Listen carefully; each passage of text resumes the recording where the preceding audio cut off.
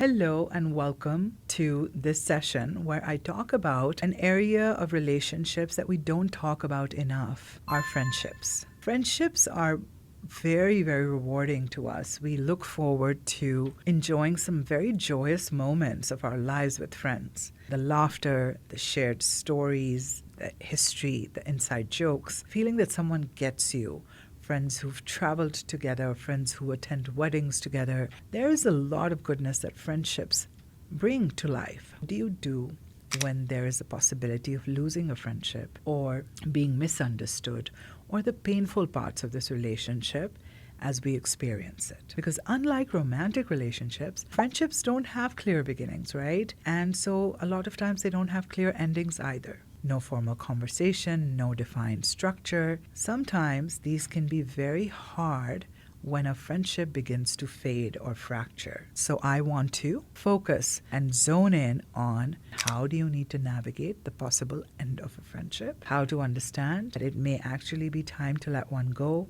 because not all friendships are meant to last forever.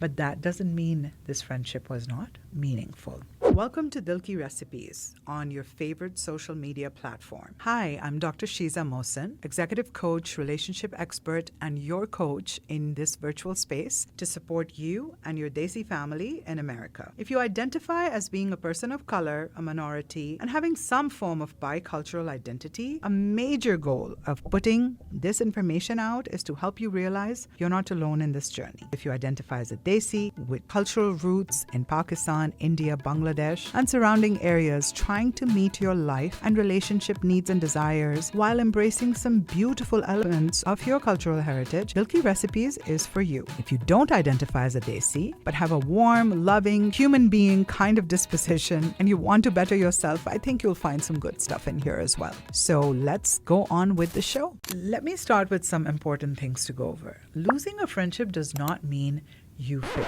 Sometimes it means that the relationship has reached its term or its limit in its current form. And that's a very different lens. There are a few common ways friendships begin to shift. One is what is called gradual distance. Life changes, priorities shift, a person grows in a different direction than the other. And there's no major conflict, just less connection. And while this can feel sad, it's often a natural part of life because you're going through different experiences. The second way a friendship sometimes begins to shift is an unresolved conflict. Something happens, a misunderstanding, hurt, betrayal, repeated disappointment, and instead of repair, there's avoidance, silence replaces conversation, and over time, the distance becomes permanent. And then there's a third where the friendship becomes emotionally unhealthy. And that's where it's very important to ask yourself the honest questions, right?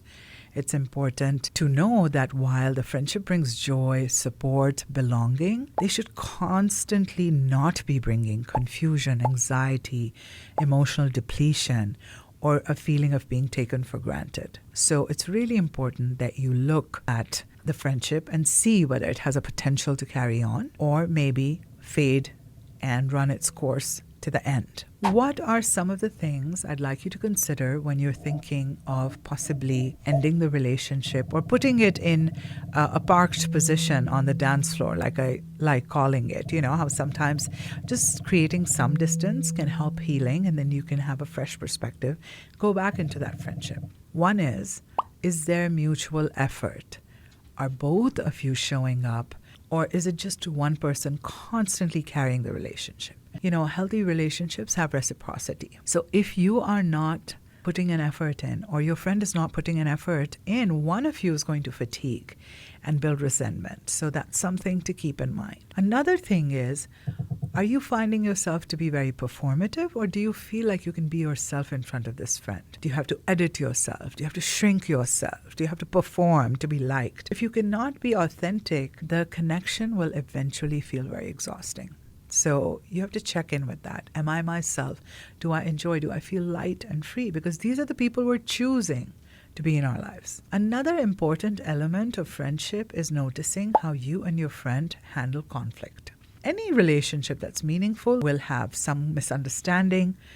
You want to see with your friend, is there room to repair? Is the conflict typically leading to withdrawal or defensiveness or punishment, or it comes to a point where both of you are able to have a conversation, clarify, apologize, hug it out. The absence of repair is definitely not a great sign of a good friendship. A very important thing that goes unnoticed is there respect for boundaries? Can you say no? Can you express needs, set limits without fear of losing this relationship? So for example, a lot of times women struggle a lot with having FOMO if the friends they introduce to other friends end up having a friendship of their own and end up excluding them in possible plans. They start feeling constant vigilance and anxiety because they feel they have to be included in all social events because they made the introduction. Whereas that's really not practical or possible for adult relationships because every two adults have their own dynamic. They may have more common ground. They may live closer to each other.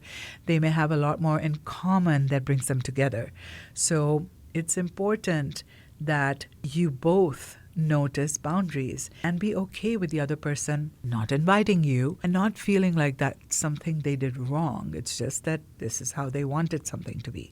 So a lot of times loyalty is mixed up with boundary setting. So definitely think about that one. Needless to say, if you feel like there is violation of trust, loyalty, whatever it is that's not making you feel good, don't minimize it. If you feel like you need to address it, then seek clarity. If a relationship is important to repair, have the conversation. If you don't have clarity and you feel like you're just exhausting yourself trying to save this relationship, walk away from it. Another very important thing that I will say, because there will be times you will have to exit relationships. Make sure that you are looking at two elements that really not just impact the friendship integrity, but your own character shows up. Those two are honor the friendship history when things were good. What do I mean with that? You don't have to badmouth a person or a relationship to exit it. Show generosity, show kindness, and saying, we used to be very close and now we don't see each other, meaning that the good season we had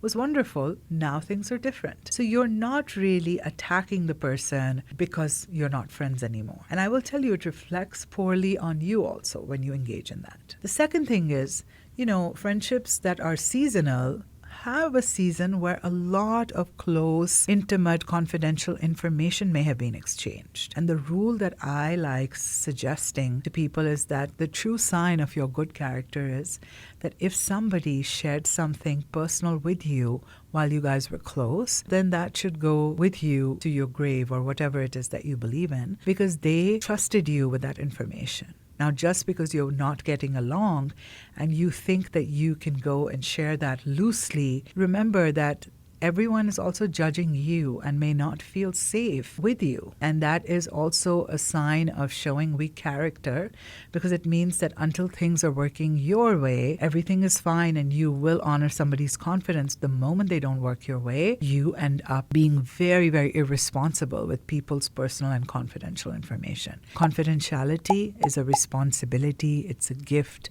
It's somebody sharing something very personal with you in their vulnerable moments. So even when the friendship is not sustaining, I would highly recommend being very discreet about things they may have shared with you that they haven't shared with so many other people, and respect their privacy. Finally, I would like to say that outgrowing a friendship does not make you disloyal. Choose peace over confusion and do not think you're being selfish. Sometimes letting go because your values, your lifestyles are not aligning is okay. Friendships are meant to add value to your life. It makes people a part of our story, and if you're not in that space anymore, it's okay to move on. You're making room when you prune off some of those relationships that align with who you're becoming. That too is a form of growth, right? Hoping that this gives you some perspective, wishing you all the best in all your beautiful friendships, and wishing you strength as you're looking to walk away from and end one. Please remember to keep listening and watching as part of your weekly self-care and learning ritual. You know there are lots of commonalities in our lives, relationships, in our joys and struggles. And my hope is that this material will help you expand your perspective, give you some clarity on how to think about things, and ultimately make you feel better and sorted about your life and relationships. Hope you have a fulfilling and wholesome day.